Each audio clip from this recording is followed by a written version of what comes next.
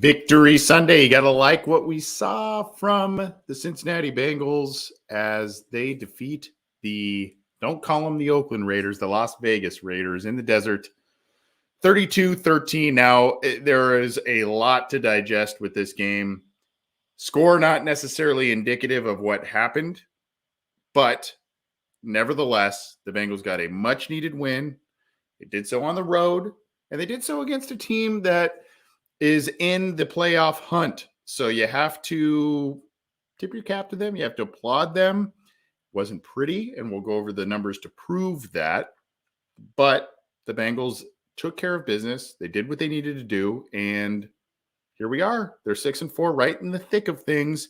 And depending on what happens this evening later, as we record here, what happens later this evening between the Steelers and the Chargers, the Bengals right now are slated as a wild card team if the playoffs were to start today with their win. So took care of business, came out of a bye, got a win on the road. You got to like all of that as the Bengals now make a push to the postseason. And oh, by the way, they've got the Steelers next week. And they've got a lot of, if you paid attention to our shows this week, we talked about how the Bengals now have games against all their remaining games essentially are in teams that are either in the playoff hunt or are currently slated to make the playoffs. So they have a tough road to hoe, so to speak, but they took care of business. And this was a big barometer game for both of these teams today. And the Bengals at least proved their worth and where they're at with a lot of things. And hey, after a 2-game losing streak, coming back and getting a win like this, you got to feel good about things. I'm Anthony Cosenza, by the way, in case you don't know. I'm Anthony Cosenza with CincyJungle.com and the Orange and Black Insider. This is OBI, Orange and Black Insider, part of the Cincy Jungle Podcast Network. We're doing a little post-game show for you. Hopefully you enjoyed your Sunday slate of games. Some of you may be listening to this show currently or after the fact in Las Vegas, and hopefully you enjoyed your trip. I really tried to make that happen. Unfortunately, I just could not make it happen for a variety of reasons, most of which is the fact that my parents' birthdays were this weekend, and we celebrated them. And it was a big milestone birthday for my dad. So happy birthday, Pops. So I had to make sure I couldn't miss that regardless. Hopefully, if you were in attendance for this game, hopefully you had a great time. Looks like Bengal Jim threw another great tailgate on the road, and a lot of other familiar faces were out there. So hopefully you had a great time if you were out there. If you're new to this program, welcome. You can catch all of our live streams. What you got to do, though, is you have to subscribe to, is it on this side? It is right there. You got to click that button to subscribe and the bell to be notified when we go live, when new content is available on our YouTube channel. And of course, if you prefer the audio platforms, we're on iTunes, Stitcher, Spotify, Google Podcasts, iHeartRadio, all of the major ones. And you can subscribe to the Cincy Jungle Podcast channel where you get our show, Orange Black Insider, as well as Orange is the New Black from Mason Zim and Coach Speak / Chalk Talk with Coach Matt Minnick. All are on the Cincy Jungle Podcast channel, but you got to subscribe to that. And of course, if you can leave us a review, that would be awesome. Well, let's talk about this game. I'm seeing some stuff, Keith Lakes on Facebook saying big Houday, big win. Gary Robinson, love this game. Did you love that game? I love the last 9 minutes of game time. I don't know that I love the first 3.5 quarters there. Tyon Brown had a great time. I guess Tyon is at the game. So if so, hope you had a great time. Look, Mike Jones starting it off here saying Joe Burrow looked bad. Yes and no. And we'll talk about that in just a second. Here's the thing. And there are legitimate concerns. The Bengals are 6-4. There are legitimate concerns as to who they currently are, what they do best, and really some inconsistencies on both the offensive side of the ball, primarily the offensive side of the ball, but also the defense, because in that 2-game losing streak that they had here right before the bye, the defense wasn't playing all that great. Played a lot better today, and they did so against a Las Vegas team that's got quite a few weapons, despite all of the off-field things and players they've had to get rid of and all kinds of stuff. But, man,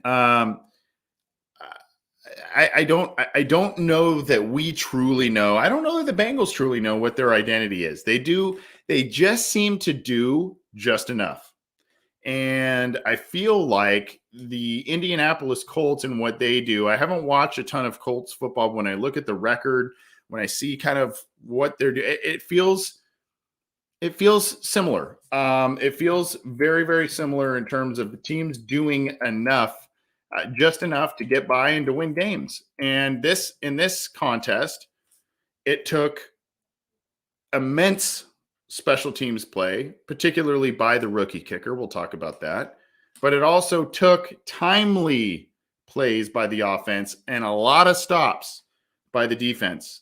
And so we talk about this complementary football aspect where one aspect of the team, one phase of the team does something well, the other phase picks it up and does something well right after that or subsequent to a specific play, or sometimes when a phase of the team is not performing well, the other phases perform well. And I think the latter kind of speaks to what we saw today with the Cincinnati Bengals. It wasn't pretty. Offense wasn't doing much until they started gaining control of things on the ground. I felt like this was, and I said this on Twitter for those who follow me at CJ Anthony CUI. I feel like this was, I said it may have been the best game we have seen from Joe Mixon. I believe that, but I also, maybe it's just a personal favorite game because there were a lot of lost yards. I mean, I think the game had 9 or 10 plays at least of lost yardage for the Bengals, negative yard plays for the Bengals, a lot of which were in the run game. However, Joe Mixon just kept churning, kept working hard, and really, really was grinding for tough yards, a lot of yards after contact. And there were a couple of big plays, and he made it happen. He made it happen. And, when Joe Burrow and the passing offense wasn't clicking, the deep ball still has not been regained in terms of its form from earlier in the year. Joe Mixon was reliable. The defense was reliable, which we cannot say over the past couple of weeks, the same thing. And of course, the rookie kicker really, really came through. Let's talk about some of these things and get to the tail of the tape, as they say, going to the box score from ESPN.com. I like this one. I like others too, but going to ESPN.com for the box score here. Here you go right here. Burrow, 20 of 29, 148 yards. Did have the lost fumble, and it's funny because, I guess not funny, but I said during the week that, one of the things that Burrow has really cleaned up on this year is taking care of the football from a fumble aspect in the pocket in amid pressure. And that came back to bite him right away in a lot of different regards. So, he lost a fumble on a hit or first possession, and then obviously cleaned things up from there, but did have another lost fumble, a third one that occurred, but that was called back because of penalties. So at any rate, not the best day from Joe Burrow overall. Did not throw an interception. One of the things he really wanted to clean up, only 5.1 yards per completion. Yikes. Did take 3 sacks, multiple hits, one of which was well after the whistle from Yannick Ngakoue. Not a super physical or huge hit, but one where you say, man, that was just kind of cheap, man. I mean, extended both arms well after the play, and just, I don't know. I did not like that play. Still had a 92.3 rating, did Burrow, 1 touchdown. So, again, just not the usual Joe Burrow day. But here, when we talk about what Joe Mixon did, when we talk about what the defense did, and the other aspect of it, when I was mentioning complementary football earlier, the Bengals offense and Joe Burrow clicked and got a touchdown drive absolutely when they needed to towards the end of the game. And they were clinging to a 3-point lead. The defense had just made a big stop, a number of them, and they needed to score, and they needed to score a touchdown to start to put this thing out of reach. And lo and behold, they did it. Burrow threw a nice ball to Chase in the back corner of the end zone, and the rest is kind of history. By the way, on that drive, the biggest play of that drive was the challenge, and could have been one of the biggest plays of the game, you could argue. The challenge by Zach Taylor, challenging the 12 men on the field, no call initially, and then they go back, they call a timeout. It turns into a challenge. They challenge, they win the challenge, so they get back their timeout, and instead of a 2nd and 6, they get a 1st and 5. And then, oh, by the way, that 1st and 5 becomes a 3rd and 1. And they get the first down to eventually score the touchdown by a half yard via a run by Samaje Perine. Again, that 1 yard, that extra down, that made all the difference in this game. And then obviously things avalanched on the Raiders from there. So a pivotal point in the challenge. And when we go back and, we talked about the Jets game and the no call there and all that on the call on Mike Hilton, rather, we talk about how that was a pivotal really point in this season for the Bengals. And now you look at this specific call and challenge went the Bengals' way, and it really was a pivotal point for the Bengals in this one. Again, Joe Burrow, 20 of 29, 148, 5.1 yards per pass. 1 touchdown, 0 interceptions, did take 3 sacks for almost 20 yards there. And one of those sacks was really precarious early in the game because that pushed them nearly out of field goal range. It forced Evan McPherson to kick a career-long, albeit a short career, but a career-long for him on what would be an NFL tying record type of day for McPherson. And so at any rate, taking the sack, et cetera, not great, but there you go. You look at the rushing game, again, only a long of 20 yards for Joe Mixon, but still a handful of plays that were chunk yardage and just gritty play by the running back. Just gritty. 30 carries, 123 yards, 4.1 yards per carry, 2 touchdowns. Just really, and that is how the Bengals are going to win games late in this season, quite honestly. Yes, they will win on Joe Burrow's arm. They will win with Joe Burrow's football IQ. They will win with his accuracy, but they will win with a semblance of balance and with Joe Mixon being able to carry and grind out tough yards in tough games against AFC North opponents. That is how you're going to get to the postseason and a little bit through the postseason. You're going to need heady quarterback play. You're going to need stable defense. You're going to need all of that. But getting these types of performances when things aren't working in the passing game, in the run game, is critical. Tyler Boyd had a 14-yard carry, 1 carry, 14 yards. Burrow had a couple of first downs on 3 runs for 11 yards. Jamar Chase, 2 carries, 8 yards. He had a long of 10. So go figure that out. Do the math. 2 carries, 8 yards with a long run of 10. Okay. Samaje Perine, just 2 carries, 3 yards. Did have the big first down late, though. But still, we're talking about 1.5 yards per carry from him. The receivers, not much to write home about today, folks. Boyd, your leading receiver, with 6 catches on 8 targets, 49 yards. Chase, 3 catches on 6 targets, 32 yards, did have the touchdown late.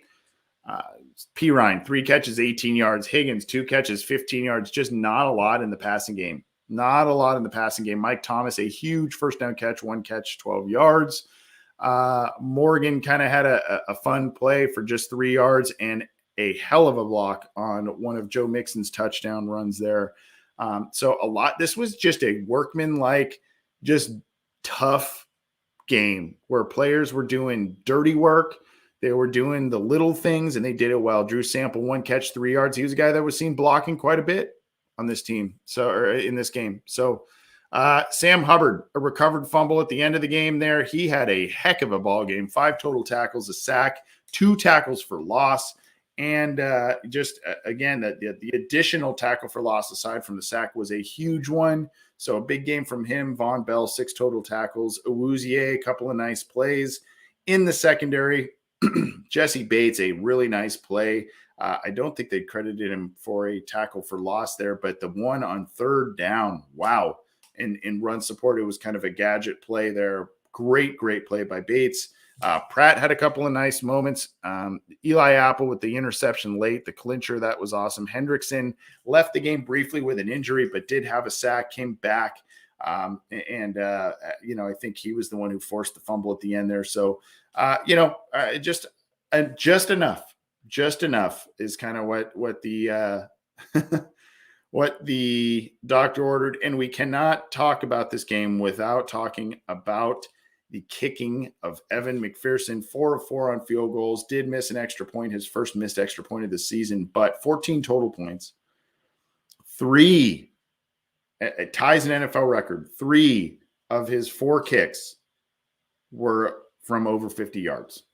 And we're talking 53, 54.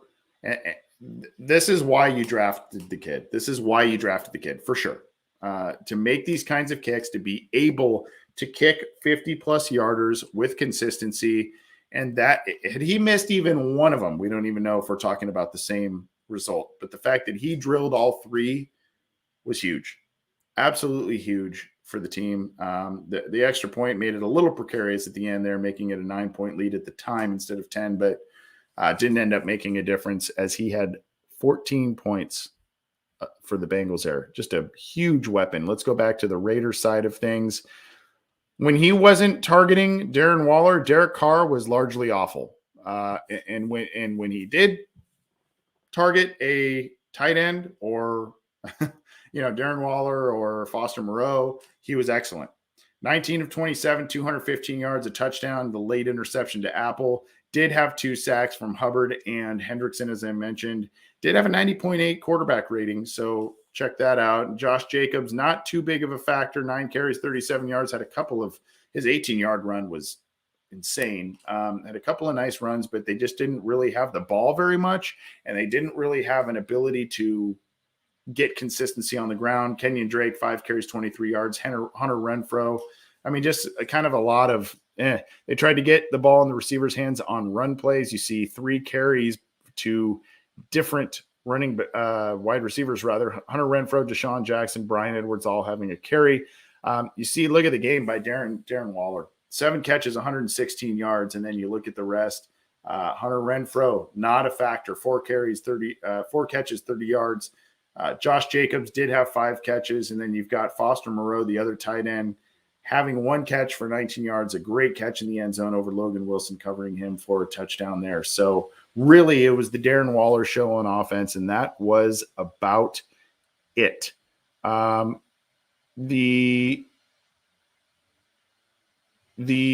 Raiders forced a fumble, and they did recover 1.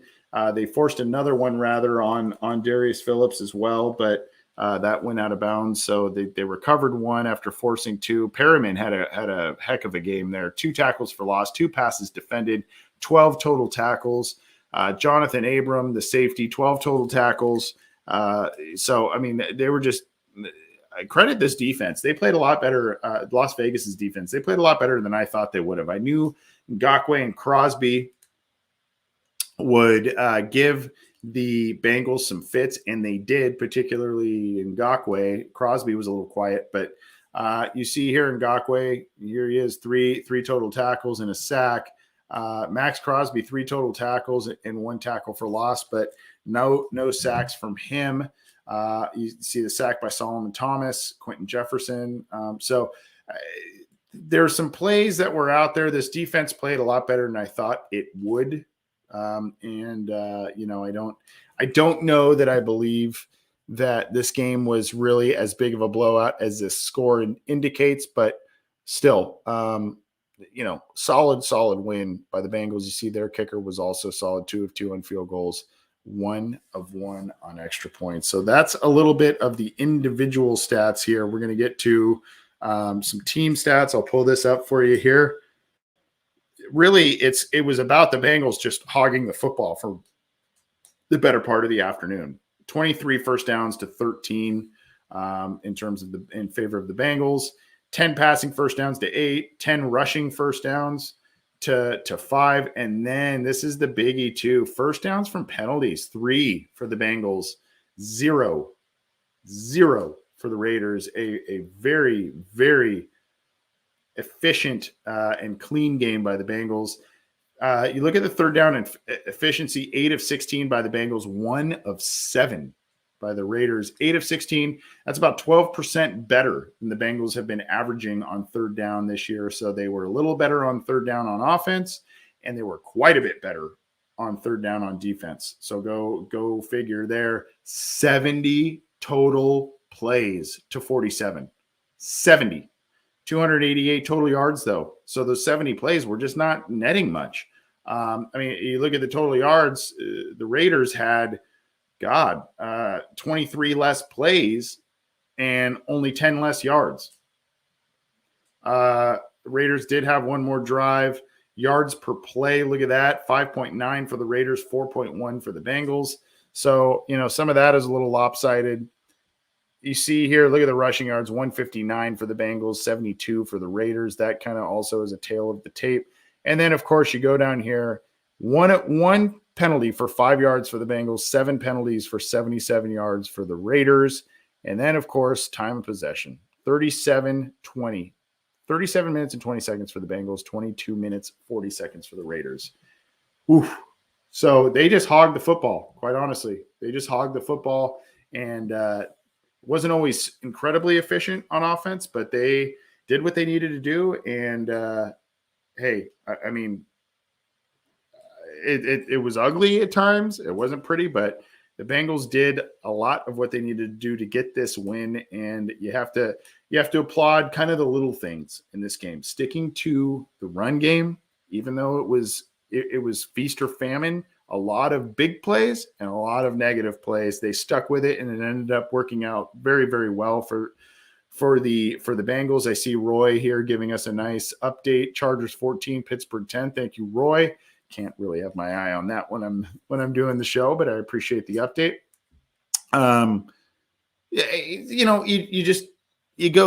You go through those numbers and you kind of see exactly what happened there. And again, applaud Joe Mixon. I applaud Zach Taylor on the challenge late in the game. And there were a couple of creative plays. A fake flea flicker. I don't know that I've ever seen that, where the running back pretended to pitch it back and then they ended up running. That would have been a long play for Mixon there had the turf held up. By the way, that's another topic for God. The grass was just terrible in this game. But at any rate, the Bengals just doing the little things well, just played keep away with the ball. The defense coming up huge on third downs. And quite honestly, Las Vegas had a couple of 4th and shorts, 4th and 1s, and opted not to go for it.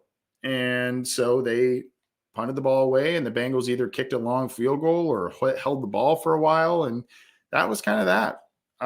And we knew that this wasn't going to be an easy game. The Raiders are a good team, despite some of their deficiencies, despite some of the issues off the field that they've experienced over the past couple of weeks and months.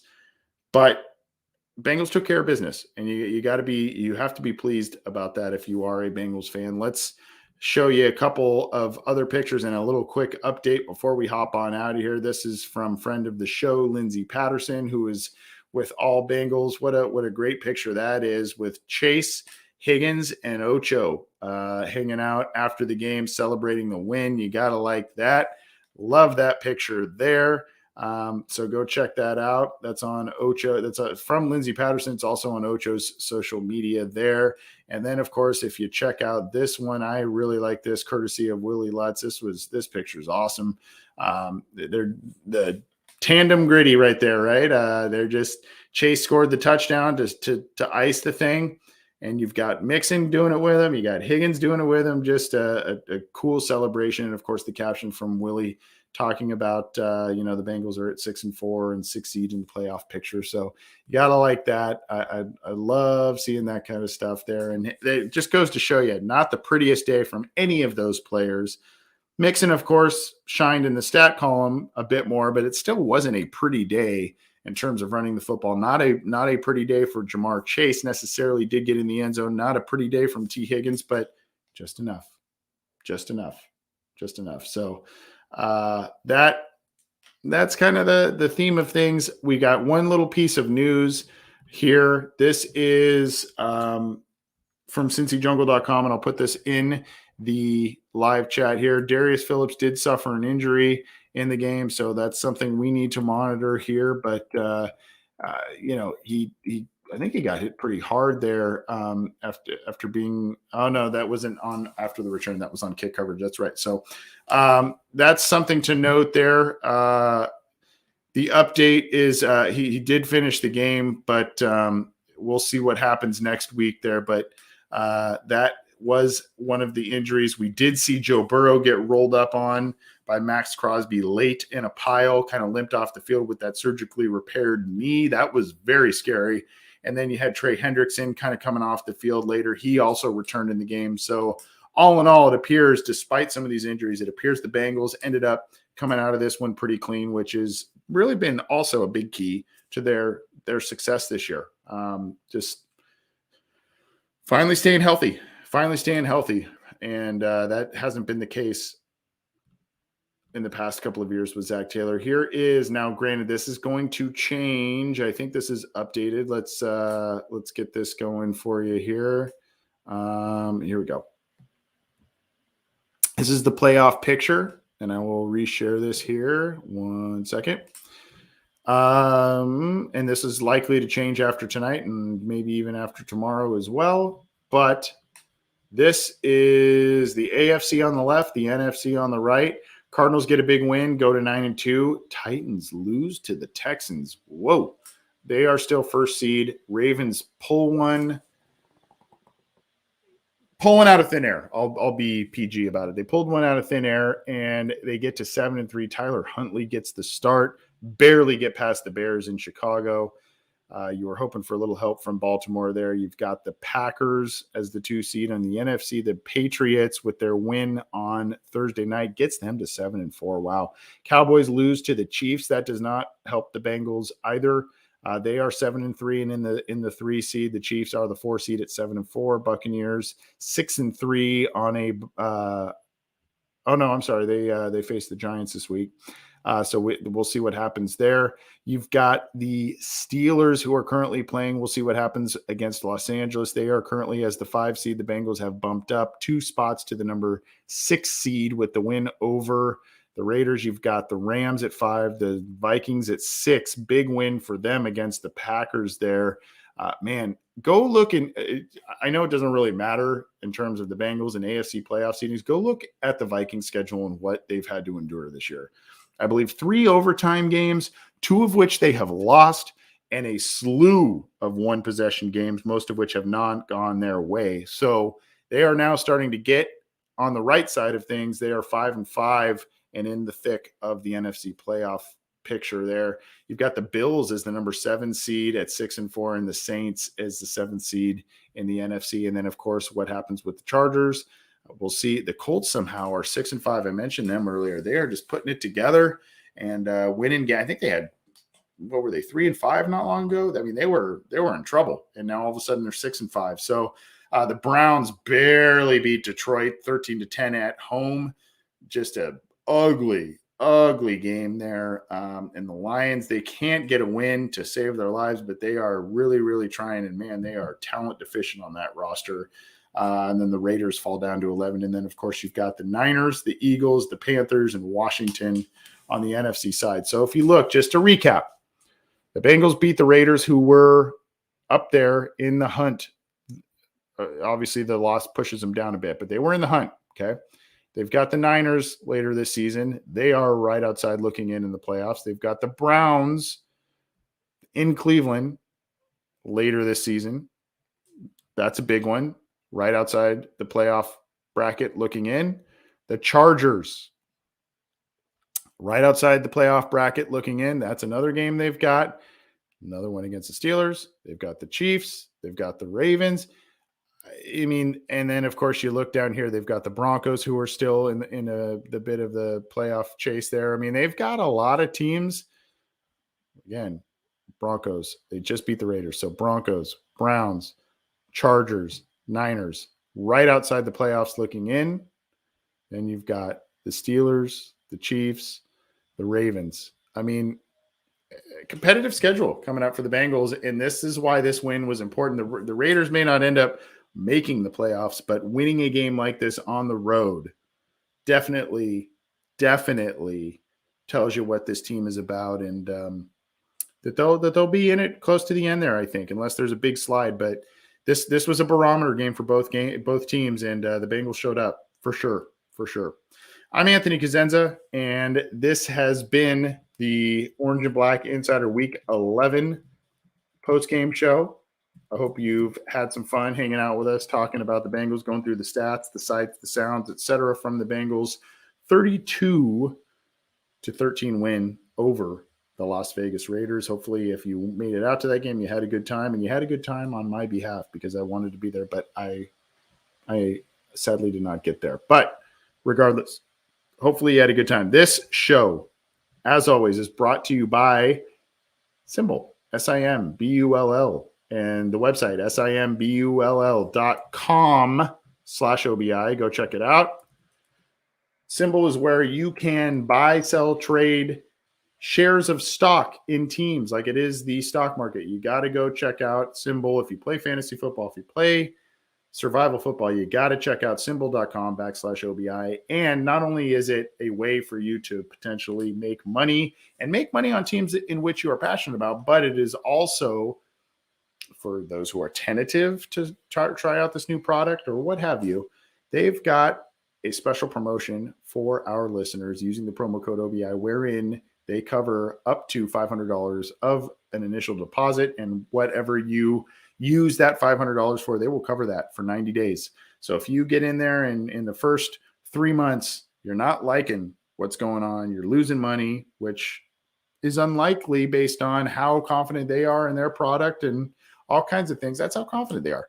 You can go and recoup your money up to $500 with Simbull upon signing up. You got to use the promo code OBI, and you got to go to simbull.com/OBI, and you can go take advantage. We appreciate our partnership with them for sure. And I appreciate all of you. Some of you are up a little late on the East Coast. Some of you on the West Coast like myself. It's right around dinner time, but I appreciate you tuning in. I appreciate your support of this program. Keep it to cincyjungle.com for all your news, opinions, analysis, all that stuff.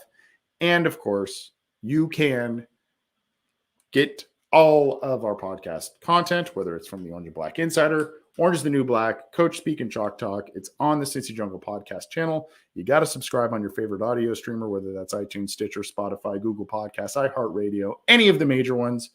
And of course, you can, if you like the video format and you like the visuals, the pretty visuals I put up for all of you, you can check out our YouTube channel.